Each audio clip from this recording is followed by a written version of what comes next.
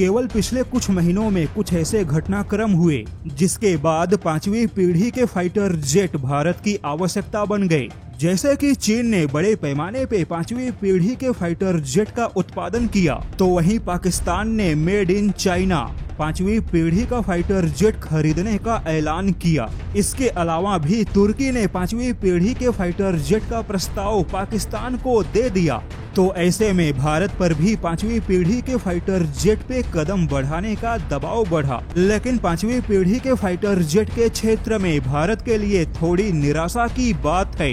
इस समय 5वीं पीढ़ी के फाइटर जेट के विमानों का बाजार अपने उत्थान पे है, लेकिन भारत इस बाजार में बढ़त बनाने के मामले में काफी पिछड़ गया। जैसे कि तुर्की और भारत दोनों ने लगभग एक समय पे 5वीं पीढ़ी के फाइटर जेट का ऐलान किया, लेकिन तुर्की इस मामले में काफी आगे निकल चुका है। तुर्की ने अपने 5वीं पीढ़ी के कान फाइटर जेट का अभी तक केवल 2 बार ही उड़ान परीक्षण किया, लेकिन यहाँ पर तुर्की के कान फाइटर जेट में निवेश के इरादे से दिलचस्पी दिखाने वालों की संख्या में वृद्धि हो गई। जैसे कि अजरबैजान, कतर और संयुक्त अरब अमीरात जैसे देशों ने तुर्की के कान फाइटर जेट में निवेश की इच्छा जताई। ऐसे में निवेश और व्यापार के हिसाब से तुर्की अपने 5वीं पीढ़ी के फाइटर जेट पर अच्छी बढ़त बना चुका है। लेकिन वहीं तुर्की के टक्कर में भारत के एमका फाइटर जेट का अभी तक कोई पता नहीं। भारत को एमका के लिए अभी तक एक भी किसी विदेशी निवेश का प्रस्ताव नहीं मिला।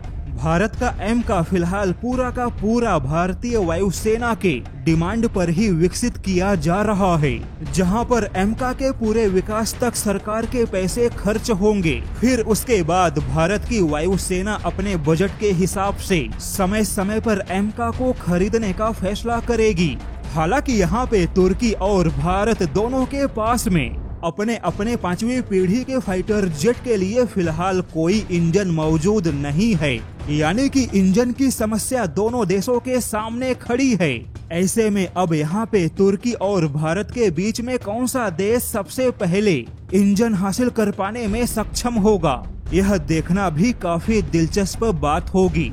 तुर्की ने अभी अपने कान फाइटर जेट के प्रोटोटाइप में पुराने F110 इंजन का इस्तेमाल किया। ये वही इंजन है जिसका इस्तेमाल अमेरिका के F-16 फाइटर जेट में किया जाता है।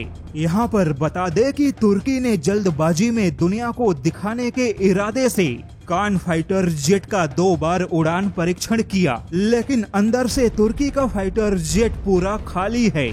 जैसे कि एवियोनिक्स, रडार सिस्टम, सेंसर और हथियार प्रणाली जैसे सिस्टम को अभी तक विकसित नहीं किया गया, जबकि भारत अपने एमका के लिए इन सारे तकनीक पर एक साथ काम कर रहा है।